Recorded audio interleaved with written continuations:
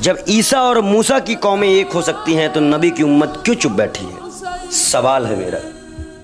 آج میں فلسطینیوں کے لیے دعا کرنے جا رہا ہوں۔ دعا کریں گے؟ دعا کریں گے، اور دعا ہی میرے ادھیکار میں ہے۔ میں غیر مسلم ہوں تو نماز میرے ادھیکار میں نہیں۔ دعا کس سے کریں گے؟ اللہ سے کریں گے، اللہ سے کریں گے۔ کس چیز کی دعا کریں گے؟ فلسطینیوں کے لیے دعا کریں گے، مسجد اقصیٰ کے لیے دعا کریں گے، کیونکہ جب تک کعبہ نہیں تھا آپ کس طرح منہ کر کے نماز پڑھتے تھے؟ قبلہ اول کہا جاتا ہے، بتائیے۔ تو فلسطین کے مسلمانوں میں کیا اچھائی دکھیں آپ؟ اچھائی کیا؟ اچھائی نہیں ہے۔